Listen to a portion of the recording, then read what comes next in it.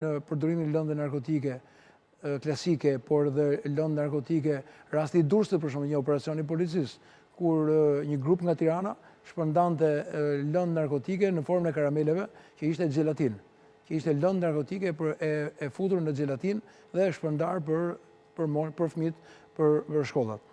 Dhe goditjet e ndryshme që janë në kuadrin e operacioneve të bëra, Tempulli 1 dhe Tempulli 2, për kohë e gjatë, ndoshta në mënyrë indirekte, drejtori bënte një autokritik për ndoshta për jo efektivitetin e duhur të strukturës policore gjatë gjithë kësaj periudhe ku problematikat tek shkolla dhe përreth shkollës mund të jenë më evidente. Edhe rastet e përdorimit të dhunës duke evidentuar dhe rastet që mund të jenë përfshirë në konflikt. Kjo kërkon një bashkëpunim me prindrit, një bashkëpunim me oficerët e policisë, me oficerët e sigurisë që janë nëpër shkolla, dhe patjetër që struktura policore dhe komunitetet e prindërve ku të bëhen bashkë për të goditur këtë fenomen të rrezikshëm për sigurinë e fëmijëve në shkolla. Edhe sigurisht do ketë punë kjo gjë se unë mendoj që po, sepse çështja e shkollave vazhdon të jetë një problem shqetësues. Patjetër, pa diskutim. Në fakt, shqetësues është jo vetëm siguria në shkolla, por edhe siguria në vend. Duket sikur hajdutët nuk kanë frikë nga policia, nga ligjet. Kemi një rast të një vjedhje së një argjendarie në mes të ditës.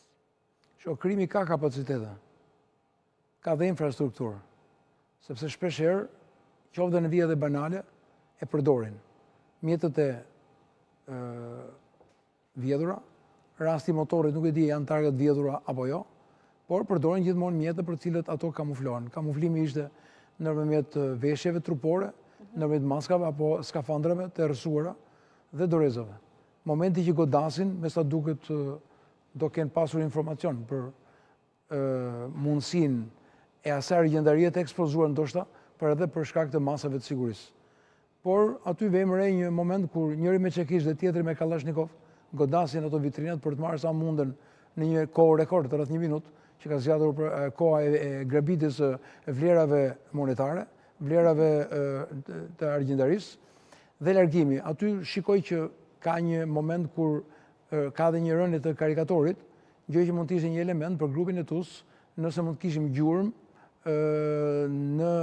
në këtë mjet të lënë aty në argjendari. Pastaj janë pamjet filmike, të cilët janë brenda argjendarisë, por dhe kamerat që qyteti ka, për të marrë itinerarin, vendin në cilin ato janë larguar për të ngritur operacione për kapjen e tyre.